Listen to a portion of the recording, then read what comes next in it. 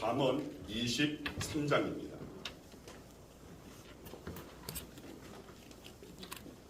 잠언 23장 15절에서 25절까지 잠언 23장 15절에서 25절까지 우리 교독하겠습니다. 제가 먼저 15절 말씀 읽습니다. 내 아들아, 만일 내 마음이 지혜로우면 나 곧 내 마음이 즐겁겠고, 만일 내 입이 정직을 말하면 내 속이 유쾌하리라. 네 마음으로 죄인의 형통을 부러워하지 말고 항상 여호와를 경외하라. 정령이 내 정령가 있겠고 내 소망이 끊어지지 아니하리라. 내 아들아, 너는 듣고 지혜를 얻어 내 마음을 바른 길로 인도할지니라. 술을 즐겨하는 자들과 고기를 탐하는 자들과도 더불어 사귀지 말라. 술 취하고 음식을 탐하는 자는 가난하여질 것이요 잠자기를 즐겨하는 자는 헤어진 옷을 입을 것임이니라.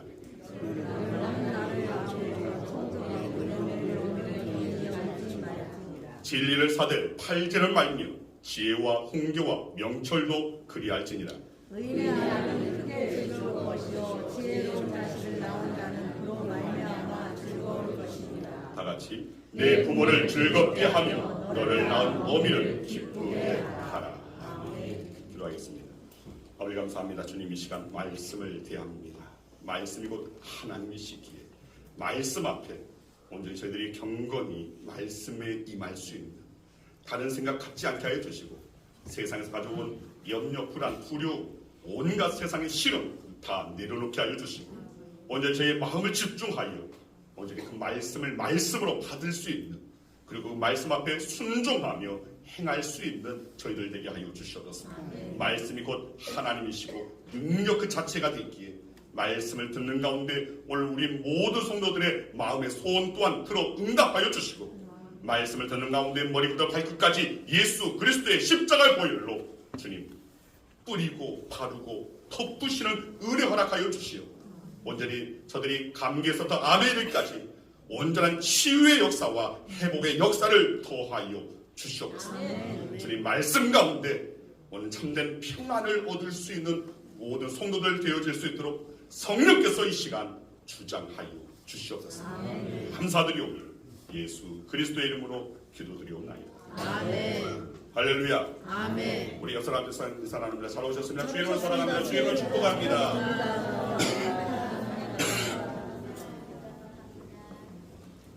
네, 이렇게 보니까 딱 한 분이 가슴에 꽃을 안 달고 머리에 꽃을 다신 분이 계십니다. 네, 우리 주일학교에서 이렇게 머리를 하셨는데 오늘 우리 주일학교 학생들이 아침 일찍 나와서 우리 성도님들한테 직접 가슴에 꽃을 달아드리려고 오늘 그렇게 애썼습니다. 우리 주일학교 학생들을 우리 격려의 박수를 드리겠습니다. 네, 감사합니다. 지난 수요일 5월 8일 어버이날입니다. 그리고 오늘은 교회에서 이제 교회에서 이 어버이 주일로 정한 5월 둘째 주 어버이 주일입니다. 자, 여러분, 어버이날의 유래를 잠시 말씀드리자면 지금부터 약 100여 년 전에 미국 버지니아주 웨스터 마을에 안나 자이비스라는 소녀가 어머니와 단란하게 살고 있었는데, 자, 오늘 불행하게도 그 사랑하는 어머니를 여의게 되었습니다. 자, 이 소녀는 어머니의 장례를 엄숙히 치르고 그 무덤 주위에 어머니가 평소 좋아하시던 카네이션 꽃을 심었습니다. 그리고 항상 어머니 생전에 잘 모시지 못한 것을 후회하였습니다. 자, 이 소녀가 어느 모임에 참석하면서 하얀 카네이션을 가슴에 달고 나갔습니다. 자, 보는 사람들이 그 이유를 물었더니, 자, 이 소녀가 대답하기를 어머님이 그리워 어머니 무덤에 있는 카네이션과 똑같은 꽃을 달고 나왔습니다 라고 말했습니다. 자, 그 후 어머니를 잘 모시자는 운동이 곳곳에 퍼져나가서 1904년 시애틀에서 어머니날 행사가 처음 개최되었습니다. 자, 그래서 이 날에는 어머님이 살아계신 분은 붉은 카네이션을 가슴에 달아드리고, 어머니가 돌아가신 분은 자기 가슴에 하얀 카네이션을 달아서 어머니를 그리워하는 날로 삼았습니다. 자, 그 후 미국에서 1913년 이래 매년 5월 둘째 주일을 어머니 날로 정하였고, 자, 이것이 점차 세계적으로 간섭화되었습니다. 자, 우리나라에서는 1956년 5월 8일을 어머니 날로 정하였고, 그런데 점점 아버지들이 시샘하기 시작했습니다. 왜 아버지 날은 없냐고, 왜 어머니 날이냐고. 그래서 1972년에 그 명칭을 어버이날로 바꾸어서 국가적인 행사로 삼고 있고, 또 이 어버이날에는 이 부모님이 살아계시든 아니면 돌아가셨든 다 이제 붉은 카네이션으로 통일하여서 그렇게 달고 있습니다.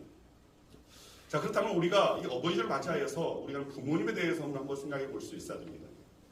여러분, 부모님은 자녀에게 생명을 주었다는 것, 그것 하나만으로도 우리 감사할 수 있어야 됩니다. 아멘. 그것 하나만으로도 우리는 존경을 해야 하는 자들입니다. 자녀는 이것 하나만으로도 감사할 수 있어야 됩니다. 부모님은 자녀가 세상에서 처음 만나는 스승입니다. 또 자녀는 부모를 통해서 인생을 배웁니다. 더구나 하나님을 믿는 우리에게는 부모를 통해서 하나님을 볼 수 있는, 정말 그 부모를 통해서 영적인 스승을 삼고 하나님을 배울 수 있는, 어찌 보면 정말 은혜의 통로요 축복의 통로가 되는 것이 또한 부모라는 것입니다.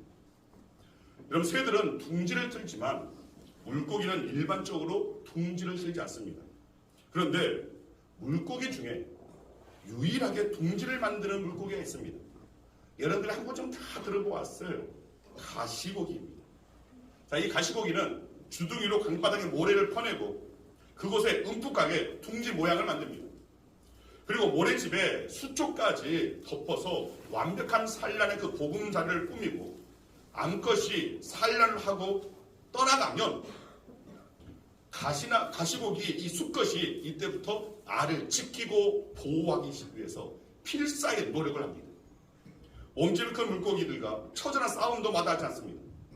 그렇게 보름 동안 15일 동안 부화할 때까지 최선을 다하다가 둥지 옆에서 먹지도 못하고 쉬지도 못하는 가운데서 결국은 죽음을 맞이합니다.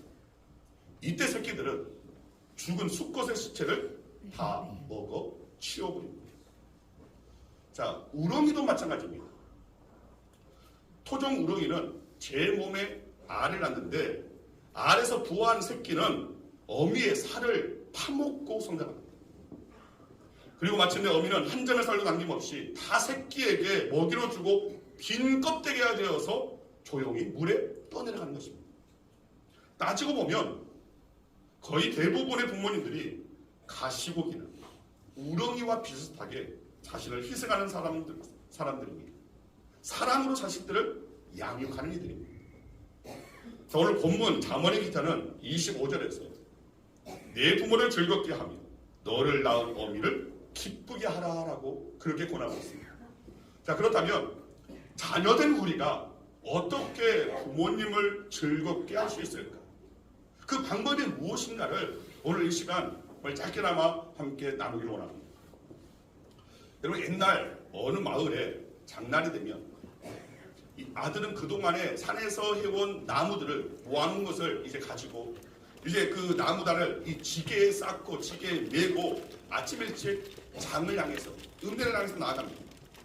자, 그것을 팔아야지만 양식을 먹을 수가 있으니까. 자, 그러면 어머니는 밥상을 준비해 놓고 이제나 저제나 아들이 돌아오기만을 기다립니다. 해가 솟아내 니어니어 넘어가는데도 아들이 돌아오지 않으니까 자, 이 어머니가 걱정이 돼서 가만히 집에 있을 수가 없습니다. 그래서 이제 동구 바깥에 나와서 아들이 돌아오기만 기다립니다. 그리고 드디어 한 사람씩 두 사람씩 저기 산 모퉁이를 돌아서 마을로 되돌아오는 모습이 보입니다.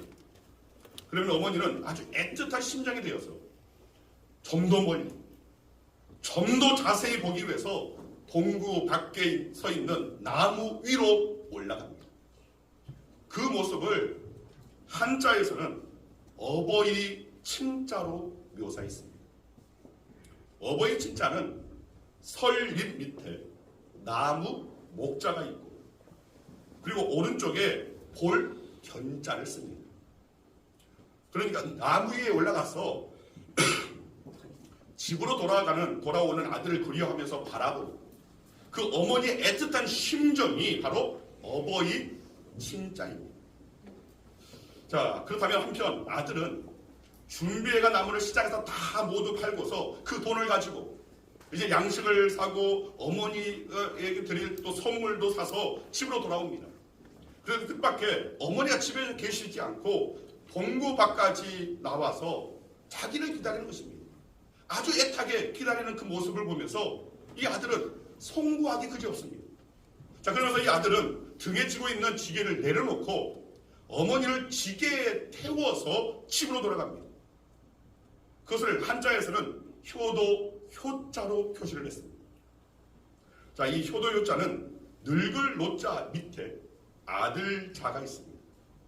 그러니까 아들이 연로하신 어머님을 등에 업고 가는 모습이 바로 효도, 효자입니다. 자, 이처럼 행복한 가정, 어버이 친가, 효도, 효자가 있을 때에 비로소 화목한 가정이고 행복한 가정이라고 말할 수 있다는 것입니다. 자, 오늘 본문은 지혜의 왕이었던 솔로몬이 기록한 잠언의 말씀입니다. 이 말씀을 통해서 우리는 자녀가 어떻게 해야 부모를 즐겁게 할 수 있는가? 자, 첫 번째입니다. 자녀로서 부모를 즐겁게 하는 방법은 자녀가 의롭게 되는 것입니다. 자, 오늘 본문 15절 16절 말씀 우리 같이 읽겠습니다. 내 아들아, 만일 내 마음이 즐거우면 나 곧 내 마음이 즐겁겠고 만일 내 입술이 정직을 말하면 내 속이 유쾌하리라. 자, 여기에 마음이 즐겁고 그리고 16절에 정직을 말한다. 한마디로 의인을 말합니다. 즉 자녀가 의인이 되면 부모는 즐거워한다는 것입니다. 세상에 아무리 나쁜 부모라도 자식이 옳게 자라는 것을 바라고 기뻐합니다. 나는 의롭지 못했지만 자녀만큼은 의롭게 되는 것을 모든 부모가 바란다는 것입니다. 그래서 가끔 옳지 못한 삶을 살았던 부모라 할지라도 그들은 말합니다. 나같이는 되지 말아라. 나처럼은 되지 말아라 라고 자녀에게 충고하는 것입니다. 여러분 창세기 6장 9절에 보면 노아가 나옵니다. 근데 그 노아를 묘사할 때 노아는 의인이요 당대의 완전한 자라. 자, 그렇다면 노아가 의인인 까닭은 무엇이겠습니까? 노아는 어떻게 의인이 되었는가? 자, 창세기 6장 8절에 그 답이 나옵니다. 바로 그 앞에 나와 있습니다. 그러나 노아는 여호와께 은혜를 입었더라. 즉 우리가 의인 되는 것은 하나님의 은혜 없이는 사실은 불가능하다는 것입니다. 우리는 은혜를 입어야지만이 의인으로 설 수 있습니다. 그리고 우리가 자녀로서 의인이 되면 부모에게 기쁨을 주는 것입니다. 여러분 사무엘상에 보면 이 사사시대 제사장 엘리에게 두 아들이 있는 것을 볼 수가 있습니다. 홈리와 비느하스입니다. 그런데 이 아들들은 의롭지 못했습니다. 그리고 아버지 엘리는 아들들에게 엄격하지 않았습니다. 죄에 대해서 단호하지 않았습니다. 아들들이 부도덕한 일을 오늘 그렇게 많이 하여서 정말 세간에 그런 많은 이 소문이 나고 말이 참 많았습니다. 성전에서 수종드는 여인들을 겁탈하기도 하고 하나님께 드려야 할 그 좋은 재물들을 빼돌렸습니다. 그럼에도 불구하고 아버지는 이 아들들을 나무라지 않았습니다. 옳고 그름을 분명히 가르쳐야 함에도 불구하고 그렇게 하지 않았던 것입니다. 이처럼 의를 가르치지 못함으로 인하여서 결국 어떻게 됐습니까? 그 집안이 완전히 몰락하고 말았던 것입니다. 오늘 본문 17절 18절 말씀 같이 읽습니다. 내 마음으로 죄인의 형통을 부러워하지 말고 항상 여호와를 경외하라. 정령이 내 장래가 있겠고 내 소망이 끊어지지 아니하리라. 여러분 죄인은 미래를 보장받을 수 없다는 것입니다. 오직 의인에게 그 장래가 오늘 보장된다는 것을 말씀하고 있습니다. 여러분 우리 자녀들의 그 미래가 보장되지 않는다면 얼마나 불행한 일입니까? 자녀들의 미래는 그들이 의롭게 살 때 가능하다는 것입니다. 그래서 부모는 자녀들이 의롭게 되기를 바랍니다. 여러분 모두가 예수 믿고 의롭게 사시기를 축원드립니다. 아멘. 그것이 바로 부모에 대한 최고의 효가 된다는 것입니다. 자, 두 번째로 부모를 즐겁게 하는 일은 자녀가 지혜롭게 되는 것입니다. 자, 다시 한번 우리 15절 말씀 함께 있습니다. 내 아들아, 만일 내 마음이 지혜로우면 나 곧 내 마음이 즐겁겠고. 자, 그리고 본문 19절 말씀 같이 읽습니다. 내 아들아, 너는 듣고 지혜를 얻어 내 마음을 바른 길로 인도할지니라. 자, 따라하시기 바랍니다. 자녀가 지혜로워야 부모가 즐겁습니다. 부모가 지혜롭습니다. 네, 맞습니다. 지혜로운 자녀는 부모의 기쁨이 되는 것입니다. 자녀들이 분별력을 가지고 자라야 부모가 즐거워한다는 것입니다. 이것은 똑똑해서 공부를 잘하는 것을 말하는 것이 아닙니다. 여러분, 지혜는 히브리어로 호크마입니다. 그리고 그 단어의 원래의 뜻은 살아가는 기술입니다. 살아가는 기술이 있어야 즐거움을 준다는 것입니다. 그리고 이 호크마, 이 지혜의 반대말은 어리석음, 패티입니다. 히브리어로 패티라고 하는데 이 어리석다의 말의 어원을 찾아보면 기머거리라는 라틴어에서 유래되었다는 것입니다. 어리석은 사람은 즉 기머거리처럼 남의 말을 귀담아 듣지 않는 사람이라는 겁니다. 특히 부모의 말을 귀담아 듣지 않는 것이 바로 어리석음이라는 것입니다. 이것이 바로 지혜롭지 못한 일입니다. 오늘 본문 22절 말씀 같이 읽습니다. 너를 낳은 아비에게 청종하고 내 늙은 어미를 경히 여기지 말지니라. 자, 여기 말씀에 청종이라는 말이 나옵니다. 이 청종이라는 말은 듣고 순종하는 것을 말하는 것입니다. 부모 공경은 단도있지 않습니다. 부모님의 말씀을 듣는 데서부터 시작하는 것입니다. 정말 좋은 효도는 부모의 그 훈계에, 부모의 그 가르침에, 부모의 어떤 그런 말 한마디에 귀를 기울이는 것입니다. 어린 자녀들이 가장 듣기 싫은 말이, 물론 저도 아내의 그런 말이 사실은 듣기가 싫습니다. 잔소리입니다. 잔소리. 밥 먹어라. 골고루 먹어라. 양치해라. 일찍 자라. 공부해라. 일찍 들어와라. 저한테는 우리 사모가 운동해라. 고기 많이 먹지 말고 야채를 많이 먹어라. 이것이 음식이 좋다. 오늘 그렇게 몸에 좋다 하면서 몸을 관리하라고. 그러면서 나보다 먼저 가면 안 된다고. 그래서 저는 그럼 당신이 먼저 가라고. 그러면 된 거 아니냐고 그렇게 말을 합니다. 왜 그렇게 말을 합니까? 잔소리가 듣기 싫어서. 그런데 우리 아이들도 사실 마찬가지입니다. 어린수록 어린 자녀들 부모의 말을, 그 잔소리를 사실은 듣기 싫어합니다. 그런데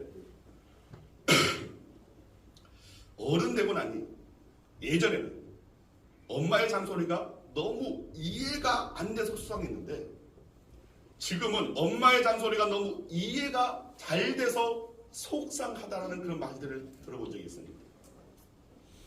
엄마의 잔소리가 이해되었다는 것은 곧 철이 들었다는 것입니다.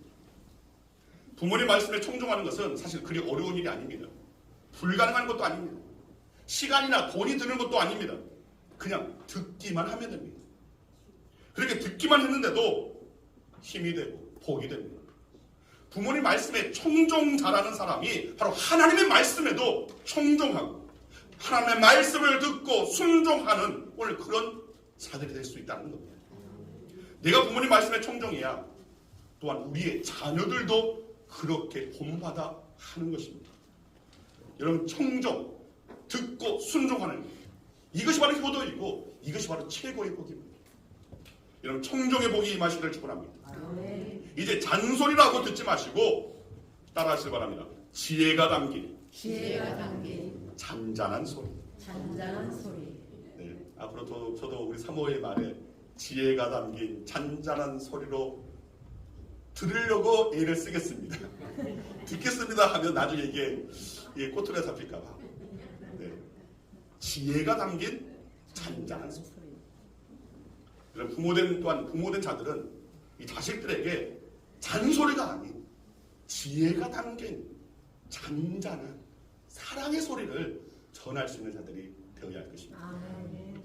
자, 부모를 즐겁게 하는 세 번째 방법은 부모가 기뻐하는 일을 하는 것입니다.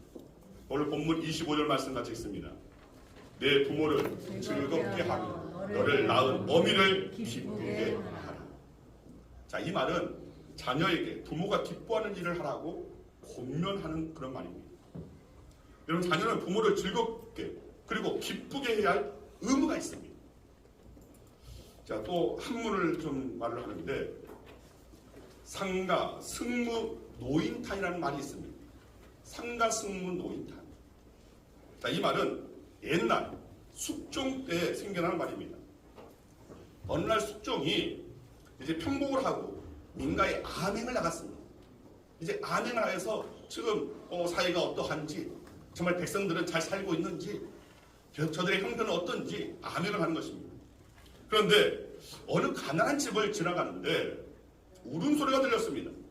그래서 울음소리가 나는 집을 들여다보니까 상복을 입은 남자가 노래를 부르고 있고 머리를 아주 빡빡 민 여인이 춤을 추고 있는데 한쪽에서는 어느 노인이 울고 있었습니다. 자, 그래서 굉장히 궁금했습니다. 저 모습이 어떤 모습일까? 대체 무엇 때문에 저렇게 아니 상복을 입은 남자가 저렇게 노래를 부르고 머리를 빡빡 민 여인네가 아니 머리를 밀었다는 것 자체도 참 그런데 그 여인네가 거기에서 또한 춤을 추고 또 그것을 바라보는 노인이 울고 있는 그 모습, 의아해서 이 자초지종을 이제 물었습니다. 자, 알고 보니까 어머니가 돌아가신 후 며칠이 되지 않아서 아버지의 생신을 맞이했는데 생신잔치를 해드리기 위해서 며느리가 이제 돈이 없으니까 자신의 긴 머리를 잘라서 팔아가지고 그 돈으로 이 생신잔치를 해드리기 위해서 그렇게 할 이 상을 차렸다는 겁니다. 그리고 아들은 아버지를 즐겁게 하려고 노래를 부르고 그리고 그 노래의 박자에 맞춰서 이 며느리는 깍방 깎은 이 머리를 가지고 춤을 추고 있는 겁니다. 그리고 아버지는 아들과 또 며느리의 그 정성어린 그 마음을 헤아리면서 결국 울음을 터뜨린 것입니다. 자, 임금이 자초지종을 듣고 나서 이 아들을 불렀습니다. 그리고 글을 배웠느냐고 물었습니다. 자, 조금 배웠다고 하니까 그럼 다음에 있을 가거, 결가에 응시하라고 했습니다. 자, 이 아들 역시 마침 가거 준비를 하고 있던 터라 그렇게 하기로 했습니다.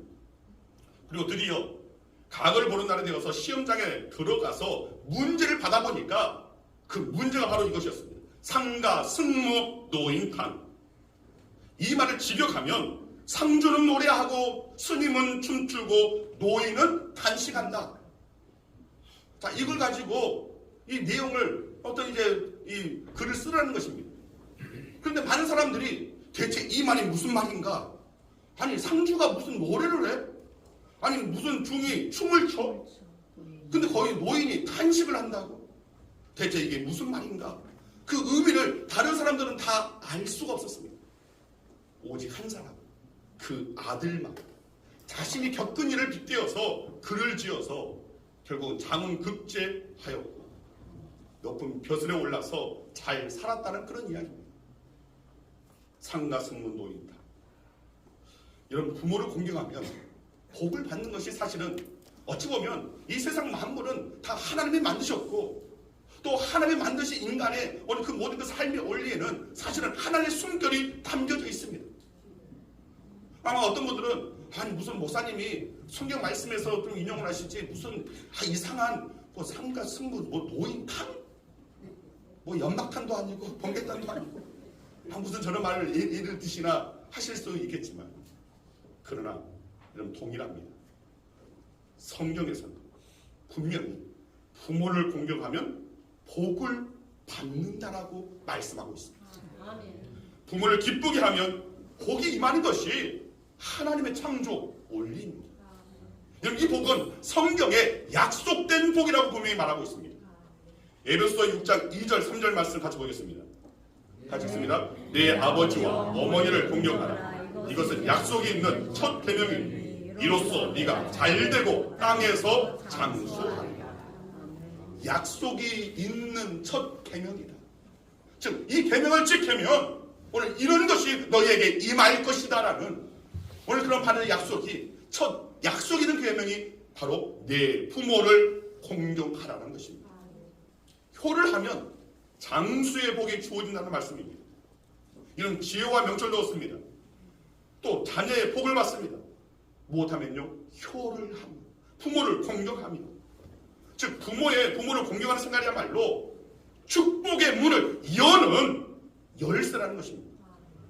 예로부터 60살 먹은 아들도 80살 노모 앞에서 재롱을 피워 즐겁게 해드렸다는 말이 전해옵니다. 재롱은 아니더라도 부모를 즐겁게 해드리기 위해서 최선을 다해야 한다는 그런 교훈입니다. 만약 부모가 자녀에게서 기쁨과 즐거움을 얻지 못한다면 세상 누구에게서, 세상 어디에서 오늘 그 기쁨을 얻을 수 있겠습니까? 그리고 부모의 사랑에 깊이 감사하는 자만이 하나님의 사랑과 은혜도 깨닫게 되는 것입니다. 따라서 하나님을 믿고 살아가는 자는 반드시입니다. 부모님을 공경하고 사랑해야 합니다. 우리나라 기독교 초기에 선교사들이 이 땅에 와서 당시 조선을 보고 쓴 보고서가 있습니다. 자, 이 보고서에 당시 우리나라를 이렇게 평가했습니다. 조선의 아버지는 가족의 행복을 위해서는 어떤 희생도 마다하지 않는다. 조선의 어머니는 남편의 출세와 자식의 영광을 위해서라면 자신의 몸을 불태운다. 이 나라가 멸망할 수밖에 없는 역사적 환경에서 5,000년이나 이렇게 꿋꿋하게 살아남은 것은 조선의 아버지와 어머니의 헌신적 삶의 철학 때문이다. 이런 공감되지 않습니까? 부모를 공경하는 오늘 이런 일들이 있었을 때에 비로소 진정한 오늘 그런 그 영광의 그 시대가 오래되어진다는 것입니다. 사람의 어떤 장수, 수명뿐만 아니라 오늘 한 나라도 마찬가지라는 것입니다. 여러분, 오늘 우리가 존재하는 것은 모든 것이 다 하나님의 은혜입니다. 그런데 그 은혜는 자식을 사랑하여 헌신하셨던 부모를 통해, 그리고 그 부모의 그 은혜에 반응하는 이들을 통해 바로 이루어진다는 것입니다. 이 시간 다 같이 출애굽기 20장 12절 말씀을 읽고 마치겠습니다. 자, 같이 읽습니다. 내 부모를 공경하라. 그리하면 내 하나님 여호와가 네게 준 땅에서 내 생명이 기리라. 오늘 주님의 말씀, 하나님 그 말씀 따라 행하여서 진정 여러분의 그 생명이 바로 영생 구원에 이르는 오늘 저와 여러분에게를 간절히 주의 이름으로 축원드립니다. 기도하겠습니다. 아버지 감사합니다. 주님, 어버이 주일을 맞이하여서 진정 부모를 공경하는 하나님의 그 말씀, 약속 있는 첫 계명입니다. 온전히 알게 해주시니 감사합니다. 오늘 너무나 이것이 간절하기에 하나님께서는 약속을 주시고 이것을 지키라고 하셨기에 우리 모든 믿음의 사람들은 바로 부모를 공경하는 것, 이것이 기본이 되어야 할 줄 믿습니다. 오늘 부모를 공경하며 온전히 사랑하고 순종하며 오늘 부모를 즐겁게 하는 것, 오늘 그것이 바로 우리 자신이 바로 하나님 앞에 의롭게 되어지는 것. 바로 우리가 의로워졌을 때에 우리의 부모가 기뻐할 수 있고, 또 우리가 세상 가운데서 지혜로워졌을 때에 비로소 부모를 즐겁게 할 수 있습니다. 또한 오늘 우리들이 친정 부모가 기뻐하시는 일을 감당할 때에 오늘 참된 즐거움을 드릴 수 있다는 사실을 분명히 깨달아 알아서 이런 우리의 삶의 자리에서 오늘 이것을 행할 수 있는 저희들 되게 하여 주시옵소서. 그래야 자녀는 부모를 공경하고 부모는 자녀를 너무나 사랑하여 일생하는 오늘 이것이 서로 간에 하다 되어질 수 있는 오늘 우리 모든 믿음의 가정이 될 수 있도록 역사하여 주시옵소서. 감사드리오며 예수 그리스도의 이름으로 기도드리옵나이다. 아멘. 이제 우리